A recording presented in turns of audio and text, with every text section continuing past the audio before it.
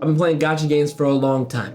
And when I say long time, I mean over a decade now. I would say probably around 12 years I've been playing gacha games. And I am a firm, confident, adamant believer that 2025 will be hands down the best year for gacha games, and I can prove it. I have 5 reasons why 2025 will be the best year for gacha games. But before we get into the video, like, comment, subscribe, all that. The wait is over. Yes, the wait is over. We've waited a long time for so many games. And this year, we have a lot of great games coming out. Don't get me wrong, last year we had some bangers. We have games that are still doing great in the mainstream community of gacha games. The games we got coming out, Project Mugen, which is now Ananta, I think is how you say it. Ananta looks so good. If you have no idea what that game is, just know Ananta is gonna be awesome. Arknights Infield, a game that is like an action team-based battler in a way that JRPGs actually emulate, so I'm very excited about that. It reminds me of like a Star Ocean, like Tales of Arise type feel, and it's gonna be really fun, I think.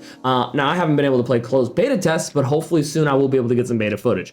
Neverness to Everness. That game also looks really nice. A lot of these games are taking what was already the foundation that's been laid and building upon it, and I think that this game will be doing that in a great way. Now, there is too many things to talk about with all of these games and the hype going around them, so as I mentioned, make sure to check out my channel in the future as I upload more about these games as they're coming out. All these games coming out have so much room for growth for the genre. Every time a gacha game comes out, it inspires gacha games to grow and make improvements and make additions, and then the next gacha game that comes out is even better, has mechanics that work for that game, ditches mechanics that don't work, listens to communities, and they improve. I have full faith that because we have an organized community of content creators in the genre, as we move through 2025, gacha games will get even better in the way that they were in 2024.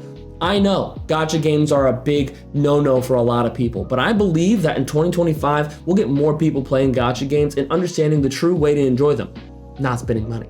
And I'll explain that more too. As long as we have content creators that are active and healthy in the community, we'll get real open conversations about comparisons and contrasts, and we'll get real optimizations that we want, because if we use our power of filling out a survey, they will receive that survey and respond accordingly, hopefully. The second reason, Honkai Star Rail has taken point. I recently have started playing through, have not finished, but played through a large part of 3.0 story in Honkai Star Rail.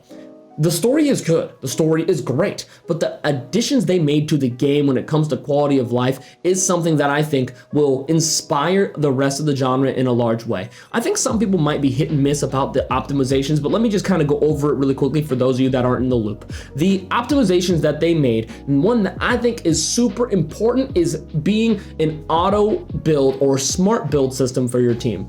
Yes, they had the auto equip before, but if you did that, you literally could not clear anything in the end game at all. At this point now, the game has what a percentage of the people are building, which they added a while ago. It also has the recommended build for equipment that you have, and it shows you what stats you want it to roll into. And then if you have something built out, it will rate your set on a scale of from F to A to S tier. And S, I don't know if there's double S, I'm pretty sure it's just S tier because all my stuff's S tier.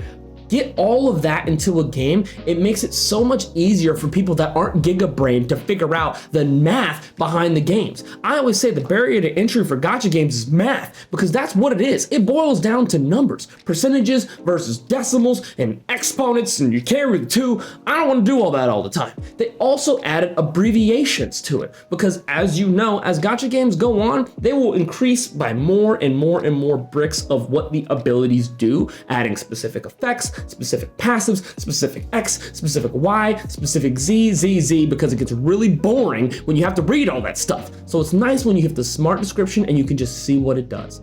I read all the stuff because I'm a nerd, but I understand why people don't want to read all of it. HSR also did the 4-star becomes a 5-star thing with Don Hung and Beverly Lune, and now we're seeing that with Anbi in Zenless Zone Zero. Anbi had the silver tongue Anbi or silver sword Anbi coming out, and it looks really awesome. I'm glad they did that to keep players engaged in the character development and the story of the characters. That is so awesome, and I hope to see more of it in games. Now, obviously, it would be nice if you could get free 5-star evolutions, or if they were built in a certain way, so that way you don't have to always use the premium currency for it. But I think premium currency generosity is a whole nother video. that leads me to my next point, that gacha games are sharing now. Point number 3, gacha games are sharing. Now, not literally sharing, but they're inspiring each other to do things as a team. For example, the biggest example is the reserve system. The reserve system is so nice in gacha games because if you go on a trip or you're busy for a couple days, you don't lose the progression. Now, most reserve systems, if you don't know this, actually have a slower regen rate than your primary energy system. So, say you'll get 1 energy every 5 minutes. The reserves, you'll get 1 energy every 6 or 7 minutes. So it's still slower and you're losing progress, but it's a lot less of a concern because you're still gonna get that energy that you can use in the future. I love that system because if you're anything like me, you'll stop playing a gacha game for months and then you'll come back and you'll have a bunch of energy. When you pull the new unit, you'll have enough energy to level it up. It's awesome. It's a great experience. And they also have the welcome back things, which are really, really nice, give you premium currency. They double your drops. All of those things are super fun. I play Hoyo games, I get that, but I know that Wuthering Waves does things like this too, and I know that other gacha games do things like this too. I used to play a lot of Epic 7. I haven't played Epic 7 in a long time because I wasn't big into PvP gacha games, but who knows, I might get into those in the future depending on which ones come out and which ones are fun. In-game community data system that is in gacha games now is so nice. It's cool having, we recommend this, but having percentages of people that use X, Y, or Z on substats is really nice too, and I hope more games start to adopt that so you can really see what is meta and what isn't, what you want to aim for versus what you don't. I love content creators guides videos and they're really nice, but sometimes there's misinformation. Sometimes it's not easy to access those components. So if you want to build something a little bit more free to play, you can see what are the options available for you and what priority you want to have. Honkai Star Rail has like an amazing system for that right now, and I was so blown away by it when I saw it in the 3.0 update. If the gacha games coming out in 2025 use that mechanic where you have the system of recommendations built in, it'll make it a lot easier in the beginning of the game for people to know what builds to go where. And of course, after a month or two, people will know a little bit, but when a new set comes out, it can jumble up the way that the old units work and what works best on the old units. For example, in HSR, Jing Liu. I'm talking about HSR a lot because I've been real hyped on the update. I play Zenless too, don't worry. Wuthering Waves I haven't played a lot of, I'm not gonna cap. I have not even played a bunch of it at all since the new update. I need to play it. Another point I wanna make is a little bit different than the other points, and it's less about the game, more about the community of games. So in the 3.0 update of Honkai Star Rail, there was a voice actor on strike. As a matter of fact, there was a couple voice actors on strike. I'm specifically talking about Don Hung in this instance because he was with you through the 3.0 game. Through the 3.0 update, Don Hung is the one that goes with you on that journey. Spoiler alert if you haven't played it. Don Hung goes with you on that journey. The lines are not voiced, and it disturbed me and it reminded me that there was a strike. I don't know the state of the strike as of recording right now. I don't know if it's still going. I don't know if it stopped. I don't know if they reached an agreement, but I do know that it affected my game drastically. And on top of that, I do know that there's a lot going on with pay of the voice actors and royalties and, rights to their voice. I completely understand that there is a lot that needs to be done in that realm. But what I'm saying as a player is we can only encourage that they can reach an agreement. So what I would say is I highly advise we fill out the surveys whenever there is a disgruntlement or disagreement about a voice actor, about graphics, about anything like that. We really need to fill out surveys because that has been effective. It has been working. Wuthering Waves really brought to my attention the state of voice acting when we had Yang Yang and Scar in the same update. Those voice actors, one was super involved in the game and the community and was not that striking, and one was like, yeah, cool, it was a fun game. I just did the voice, and he was killing it. He was a killer voice actor.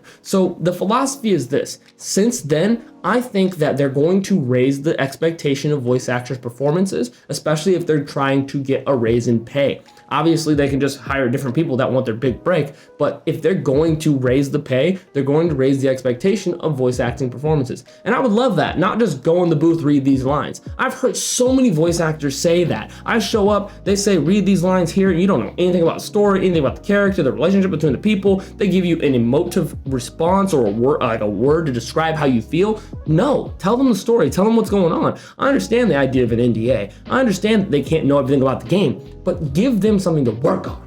Point number 5. Before I say point number 5, I want to say thank you for watching the whole video. I really wanted to put a lot of oomph in my comeback video for gacha games, and I hope that this was that for you. The 5th point is that you do not have to suffer anymore. I know, you've been having a hard time. You do not have to suffer with gacha games anymore, and the reason I say that is this. They've given us so many systems to encourage us to take breaks. They've given us so many reasons to encourage us to save for future units. And then on top of the games that are already here, they've given us plenty of reasons to play different games. If we're tired of this gacha game, play a different one. All of them are free. You can play them, and if you don't like it, play a different one. Like you don't have to suffer. There is competition for these gacha games now. There's a reason for them to improve. There's surveys that they need to listen to. There's a community of gacha gamers that are communicating and wanting these games to get better. And on top of that, we're learning the difference between a whale, a dolphin, a guppy, whatever kind of amphibian, anthropomorphic idea you want to go for. We're learning the difference between them all. And most of the gaming community is free to play and light spenders. There is whales. Those whales, you need to fill out the survey.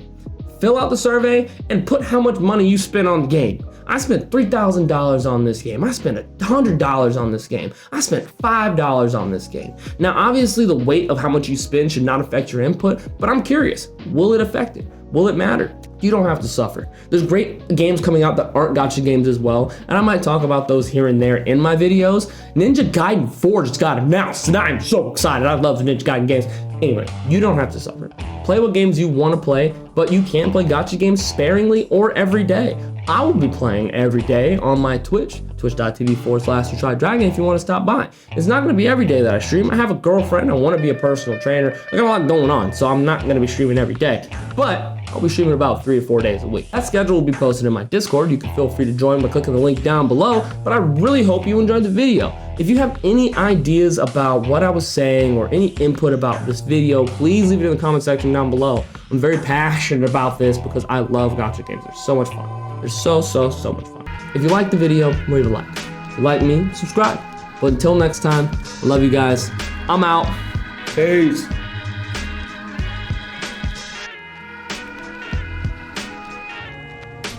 Good vid.